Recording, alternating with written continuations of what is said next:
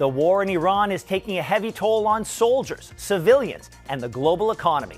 With oil refineries and gas fields the latest targets, how will markets and your wallet be hit? I'm Ben Mulroney. The West Block starts right now. In a major escalation, Iran's sector of the world's largest gas deposit has been struck, sending oil prices even higher. Tehran is taking revenge on oil and gas targets throughout the Gulf. How is this expected to affect world economies and your budget? And Canada recognizes space as an operational domain. As Ottawa opens a new space launch pad in Nova Scotia, we look at the role of defense in space. We chat with the leader of Canada's Space Command coming up.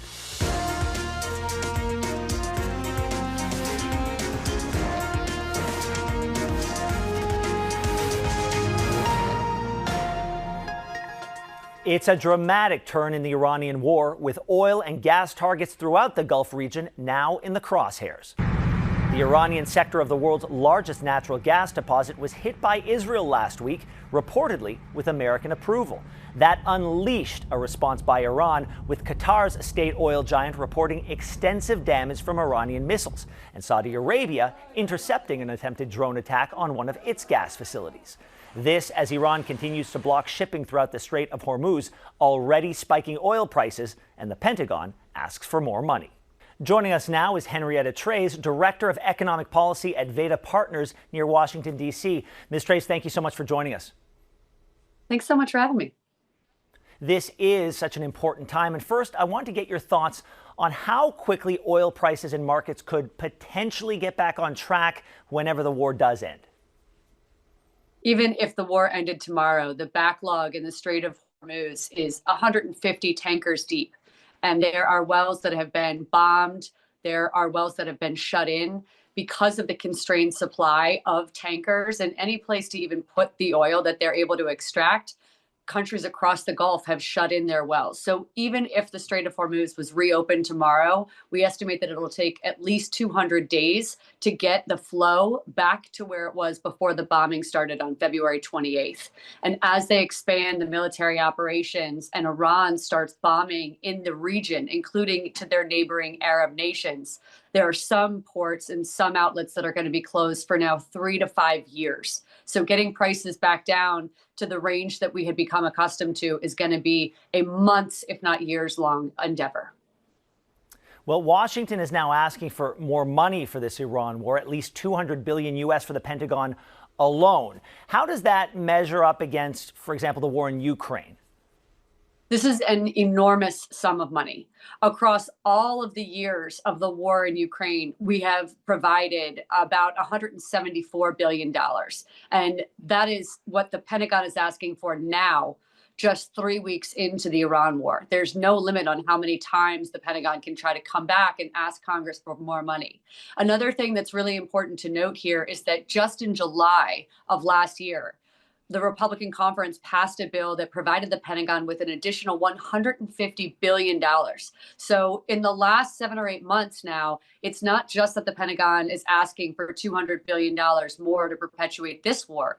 They already had a backfill of $150 billion that they've already apparently run through. So the burn rate of the Iran escalation is just exponential. So with that burn rate in mind, is this request a signal of how long the war could continue?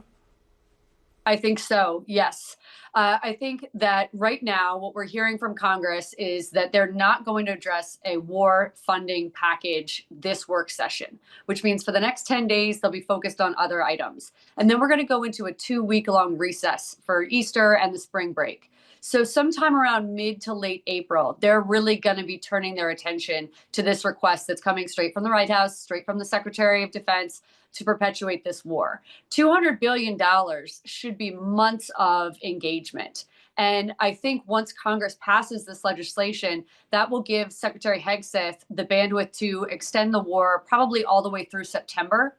And at that point, we're going to run up against the end of the fiscal year, which means yet again, we will have an impetus for Congress to spend even more money if the Pentagon asks for it. So the $200 billion chunk, while being larger than any package we have passed in the last decade, is going to be an indication that the Department of Defense Pence wants to perpetuate the war well beyond the May, June, July time period, and is probably pushing them to the end of September and the end of our fiscal year. Ms. Treyz, with oil and gas resources in the Gulf targeted, Qatar and Iraq officials stated their concerns over continuing supplies to the global markets. How is this all affecting projections? Yeah, the projections are so extreme. I mean, $111 barrel of gas and crude up to 150. There are estimates out there of 200. I think for consumers, we also want to pay attention to the fact that it's not just oil and gas, it's jet fuel. So any of the trips that you're planning are going to have knock-on effects. It is refined products from petroleum. So, should you need a new roof, those products all go through the refinery process from oil and gas that comes through the Strait of Hormuz. The same holds true for farmers. Fertilizer, nitrogen, helium, all of those components that go into our semiconductors, our agriculture resources. The list is so expansive. You can even include makeup. Cosmetic products have these exact same paraffins and the chemicals that go into what's coming out of Iran right now. So the inflationary impact of this and the hit to consumers is well beyond just filling your tank up weekly to go to work. This is everything that you buy. I am listening to your words. I'm listening to your tone. I'm a little nervous about the answer to this next question. But when was the last time you saw a level of disruption to global energy supplies like this? I think the best comp is really the Arab Spring in 2011, when we had uprisings that started not or dissimilarly to what we saw in Iran of the last month or 2 months since January. The Arab Spring created a scenario where oil was above $100 a barrel for 4 years. And based off what we're seeing in the Strait of Hormuz, based off of the tanker backlog and now the well shut-ins, that's the trajectory that we're on. And I think if you're watching the president in the Oval Office on any of his press briefings, and certainly knowing that we have 2,500 Marines en route from Japan, from the Pacific Ocean to the arena, it looks very much to me like we're headed for boots on the ground. And that means, 200 days looked optimistic a couple of days ago, and now we're in the 2, 3, 4 year time horizon before anything could go back to normal. And that's if we open tomorrow. What do you make of U.S., Canada, and the Bank of England holding their main interest rates during the war for now? Do you think we would see that changing? I think for now is the key clause there. I think you also saw that from the Federal Reserve in the United States yesterday as well. The president has projected, pretty energetically that this is going to be short term, and people are still buying into that narrative. We're well past the 2-week mark. We're headed towards what I think is at least another 3 weeks of war without any kind of congressional blowback or domestic pressure at home.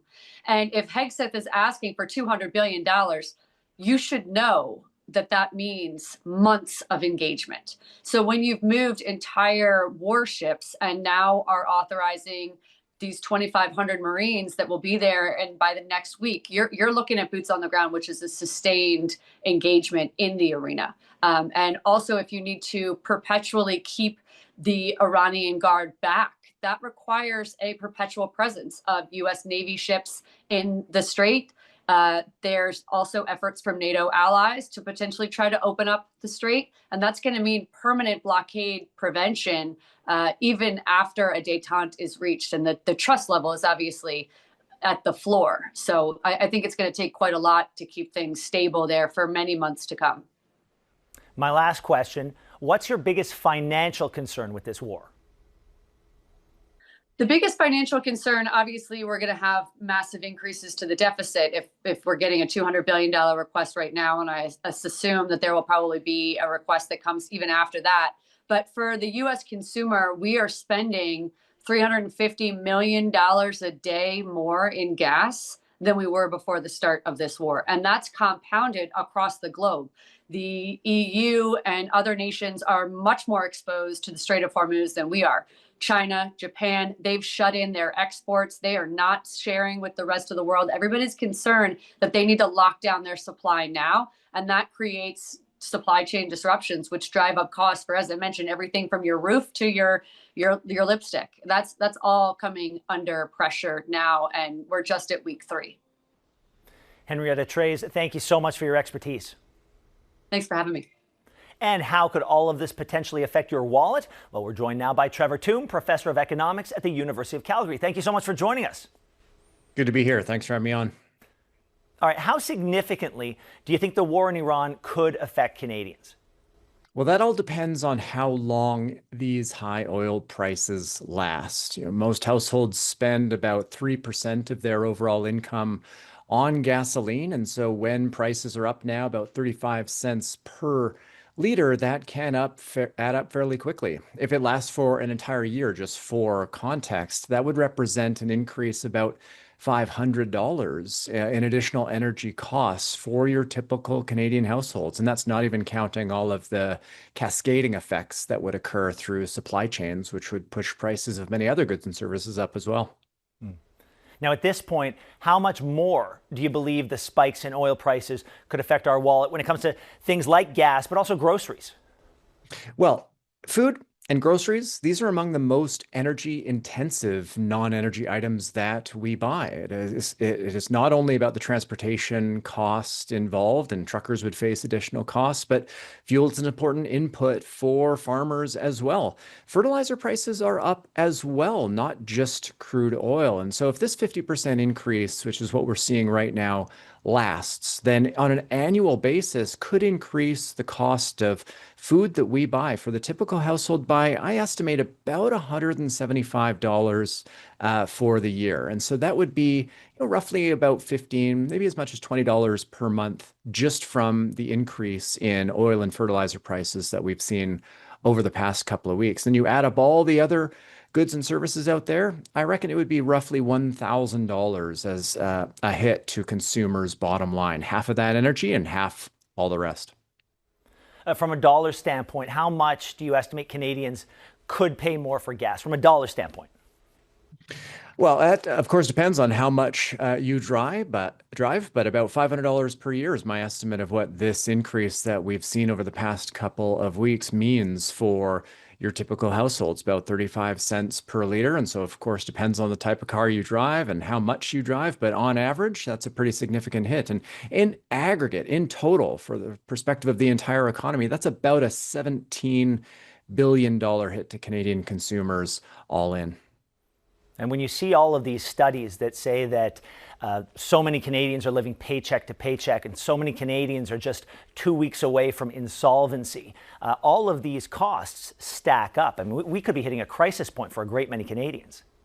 And I think what we would end up seeing for many households is not that overall spending actually increases by that much, the $500 on gas or the $1,000 when everything else is included. What we would see is that spending would be shifted from other activities. Income is only so much. And so increases in costs for energy that, at least in the short term, is kind of an unavoidable expense for many, does mean that there's going to be decreases in spending elsewhere. And so that can represent a hit to economic activity elsewhere because of that lower spending. Although for the most part, Canada's economy does benefit from high oil prices, despite the pressure it creates on consumers. Professor, what about the volatility of the oil prices affecting different provinces? Like, how is it affecting your province, specifically Alberta? Well, Alberta is, of course, a very major producer of oil, largely for export. And so when the world price of this commodity rises, that benefits the economy here in just the same way that the increase in the value of anything that we export will improve the position of those that are producing that good and the regions that concentrate in it. And interestingly, across Canada, it's really New Brunswick and Prince Edward Island that stand out as the two provinces that don't tend historically to benefit from high oil prices economically, but Ontario, Quebec, British Columbia, Alberta, Saskatchewan, and others do see economic activity increase when oil prices are high. Here in Alberta, it's of course the economy as well, but the government relies on oil and gas royalties to fund a lot of its operations. And every $1 per barrel change in the price of oil, it's about $680 million to the government's bottom line. And so when we're seeing prices, $30 a barrel higher now than what the government was budgeting for, that's maybe $20+ billion in additional income to the government. So a really massive effect here in Alberta.